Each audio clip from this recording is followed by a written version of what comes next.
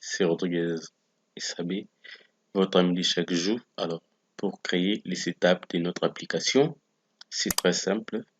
Alors, déjà là, au niveau du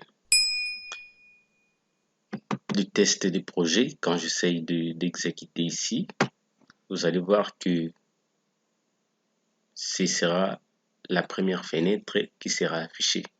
Et c'est à partir même de cette fenêtre que l'on va devoir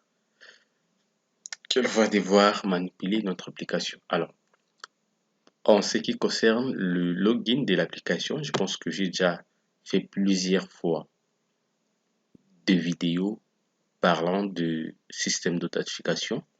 Alors, je ne pense pas que ce sera vraiment nécessaire de les reprendre encore et encore à ce niveau ici. Alors, sur ce, comme nous ne voulons pas perdre le temps, nous allons tout simplement nous rendre au niveau de ces petits engrenages. Nous allons cliquer à côté et on va prendre générer l'exécutable Windows 32 bits. Je vais prendre cette option. On va travailler comme d'habitude, moi avec ma machine et vous allez utiliser la vôtre. Alors, et dans cette fenêtre, vous allez voir l'assistant de création de l'exécutable. Alors, c'est du français. Je pense que, en tout cas, je suppose que vous savez mieux le lire que nous. Alors, on ne va changer absolument rien ici. On va faire suivant. Et à ce niveau, on va nous demander de choisir une icône pour notre application. Il suffit juste de venir là. Et puis, vous allez dire catalogue.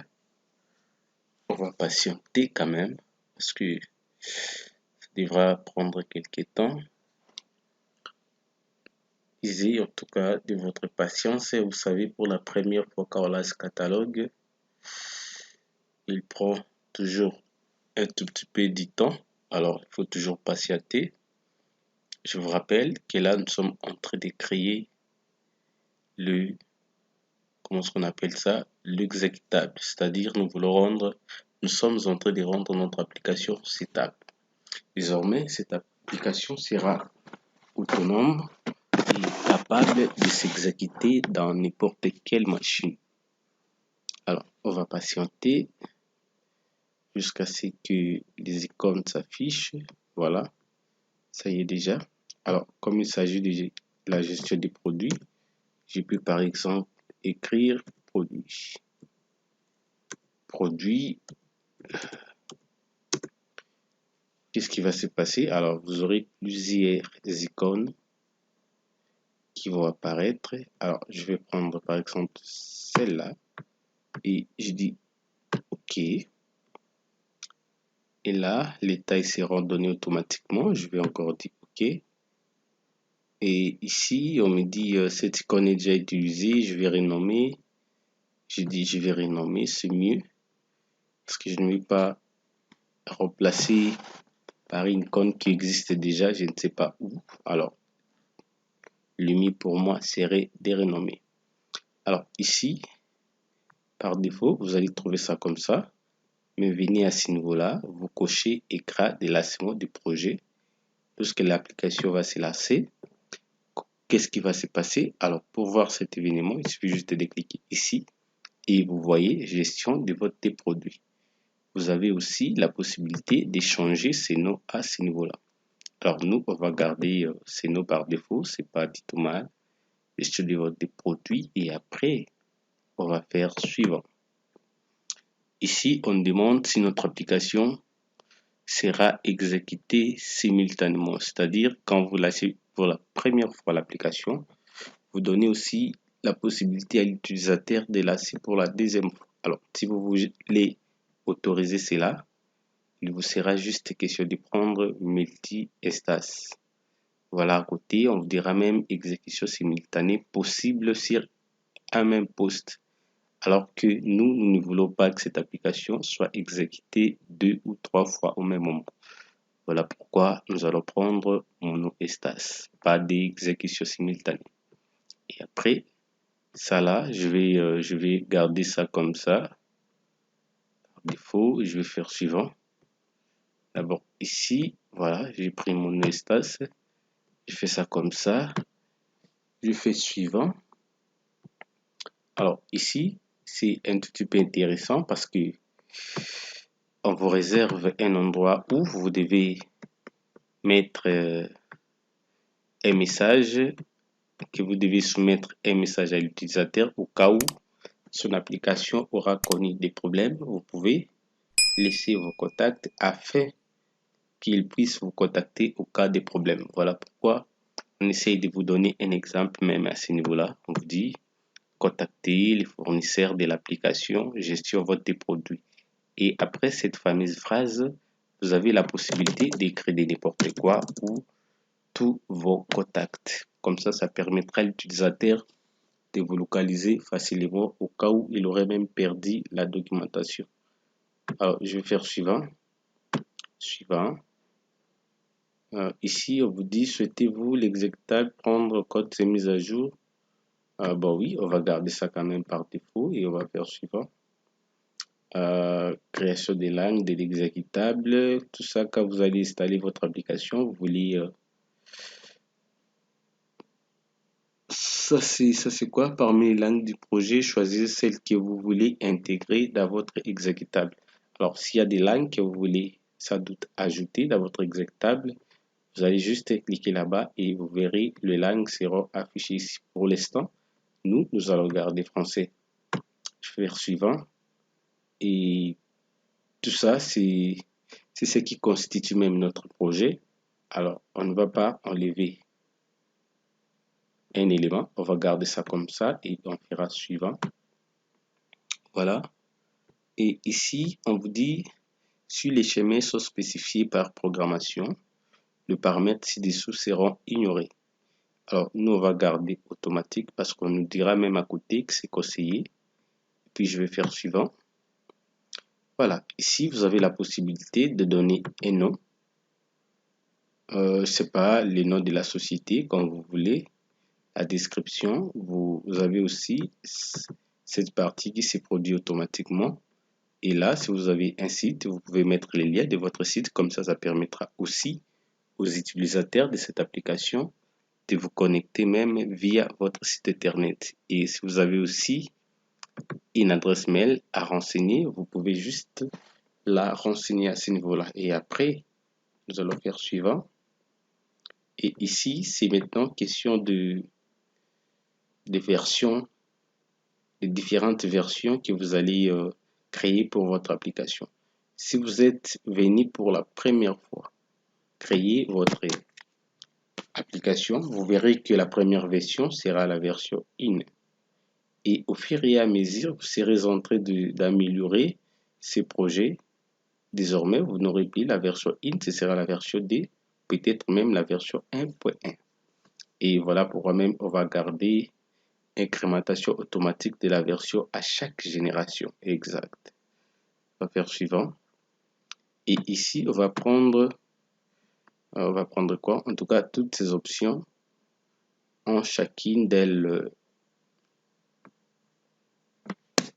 une importance, chacune d'elles joue un rôle trop important.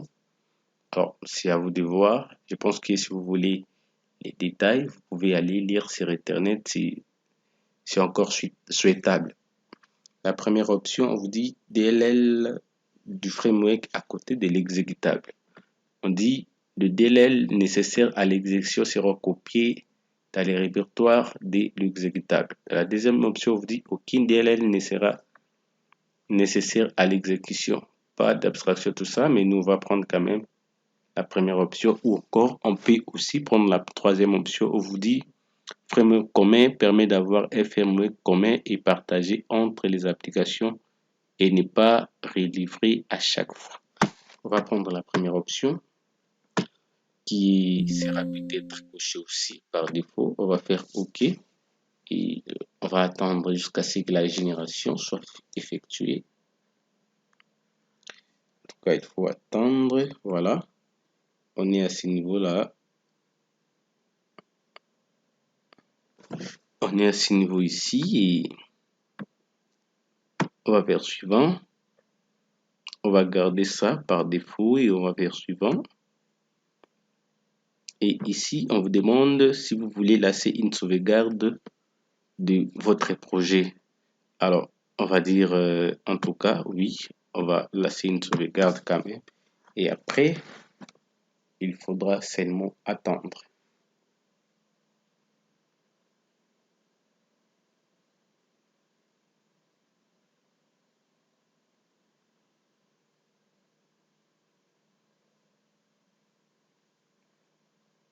Voilà.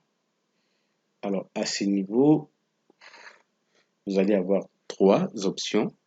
La première option, c'est de dire que vous avez terminé l'opération. La deuxième option, c'est d'ouvrir les répertoires dans lesquels se cache votre projet.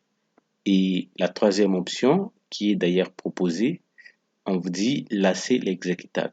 Alors pour l'instant, nous allons tout simplement dire terminer. Et après, nous allons revenir pour continuer. Alors, ça doute,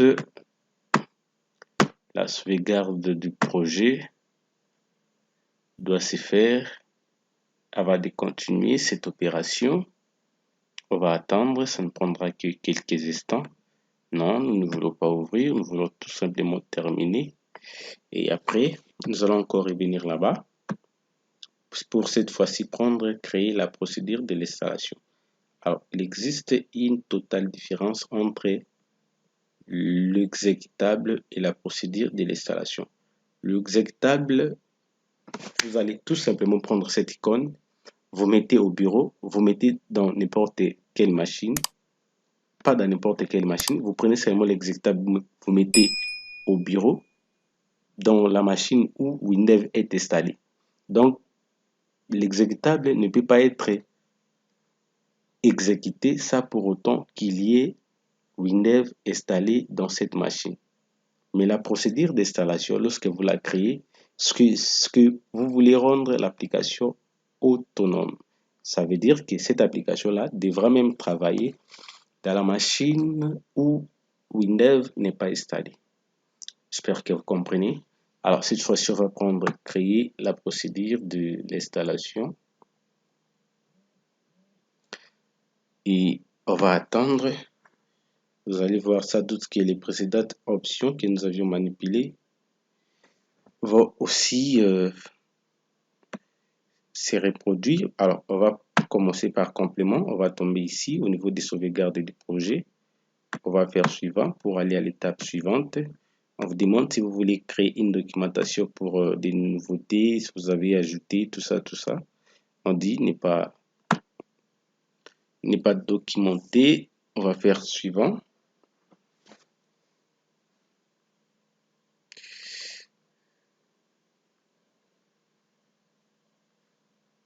On va faire suivant et on va attendre pour aller à l'étape suivante.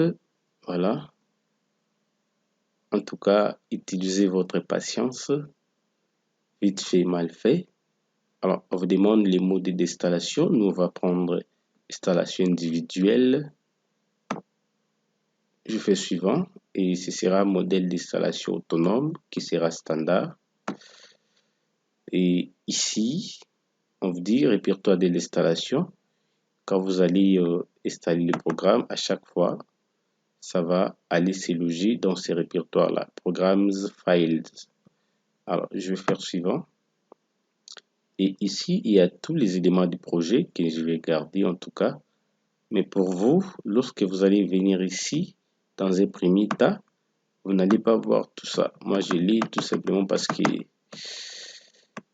j'avais créé aussi cette étape bien avant. Ça, je dois vous le dire parce que sinon, vous allez devoir vous poser beaucoup de questions. Comment chez nous, on a ça, chez lui, comment chez lui, il a tout ça, chez nous, nous n'avons pas ça. Alors, je dois vous signaler qu'ici, voilà, c'est comme ça. Alors, pour avoir tout ça, j'avais tout simplement cliqué ici. Je sélectionnais tous les éléments du projet. On commence de là jusqu'en bas. Oh là là, je suis allé trop loin, trop loin, trop loin. On va en tout cas reprendre là où nous sommes arrêtés. J'ai dit faire suivant par erreur. Voilà, c'est ce que nous étions. Alors, il était question pour moi de sélectionner ces éléments là jusqu'à, je ne sais pas, on va descendre. Je vais prendre tous les éléments du projet. En tout cas, tous les éléments du projet. Voilà, jusque là. Et je fais ouvrir. Après ouvrir, je vais faire suivant cette fois-ci. Je fais encore suivant. En tout cas, je garde ces options par défaut. Je ne vais rien changer. Là, je fais suivant. Et là aussi, je laisse ça comme ça par défaut. Je fais suivant. Et ici, vous avez encore la possibilité de changer votre gabarit. Mais on va garder ça comme ça quand même. Je fais suivant. On vous propose la langue d'installation. On vous propose 3 langues. Si vous voulez encore ajouter une langue, alors vous n'avez qu'à cocher de l'autre côté et ça fera l'affaire. Alors, je vais faire suivant. Ici, je vais prendre répertoire unique, l'option cochée par défaut d'ailleurs, et je dis terminer. Alors, à ce stade maintenant, vous devez patienter, en tout cas, que la procédure d'installation qu'on est en train de créer arrive à la fin. Arrive à la fin et nous allons tenter, en tout cas, dans un premier essai, nous allons tenter d'installer cette application. Normalement, ça devrait marcher. Alors, nous allons tester, juste en cliquant là-bas. Donc, de toute façon, nous allons d'abord accéder à l'explorateur des fichiers. Voilà, nous sommes là. Je vais réduire ici et puis je vais fermer Windows. Comme ça, nous allons nous assurer que c'est vraiment ce que nous sommes en train de faire qui sera exécuté. Alors, on va quand même sauvegarder ceci. Je dis terminer.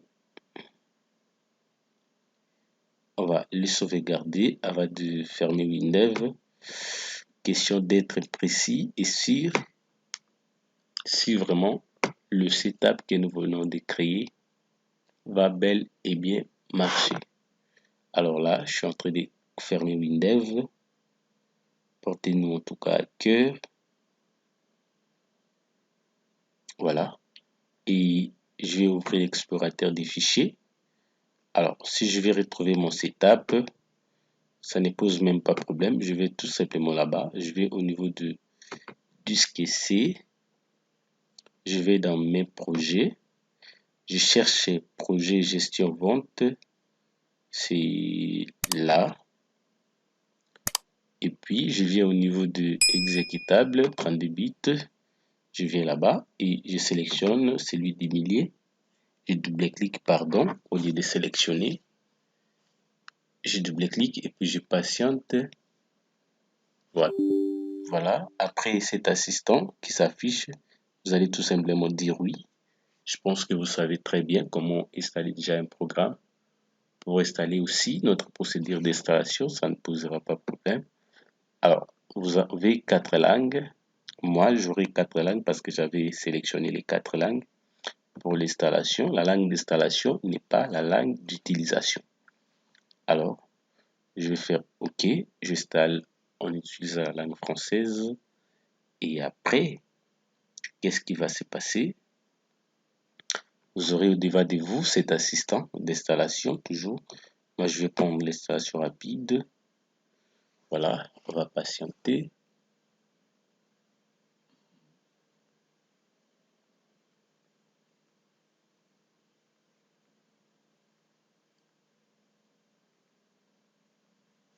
On va patienter en tout cas. J'espère que, comme on avait choisi l'installation rapide, ça devra marcher dans moins de 3 minutes. On va patienter. Et après, vous allez voir que l'application s'est installée et il devrait s'élasser. Vous voyez que l'application s'est installée et elle vient de s'élasser sans le moindre problème. Alors, vous verrez même avec moi que cette icône-là vient de se mettre tout de suite. Et avec les noms, gestion, vente, produit. Vous voyez, l'icône que l'on avait ajoutée lors de la création est bel et bien positionnée à ce niveau-là. Alors, si je vais démarrer l'application, c'est très simple. Vous allez tout simplement faire un double clic dessus. Voilà. Et vous avez votre application qui s'ouvre ici. Alors, vous avez ici, ça doute le fenêtre, vous voyez. Et vous avez aussi la fenêtre client et ainsi de suite. De l'autre côté, vous avez la facture et ici, vous avez la liste des clients. Je pense que cette vidéo vous aura plu et que elle vous aura aussi aidé à résoudre vos différents problèmes liés à la création d'un exécutable ou encore d'une procédure d'installation. En tout cas, j'espère que vous devriez comme ça essayer chez vous aussi. Si ça marche, félicitations. Si ça ne marche pas, alors dites-vous que vous vous êtes trompé justement quelque part. Et tout problème a une solution. Ne dites pas parce que ça n'a pas marché d'un coup que vous devrez abandonner.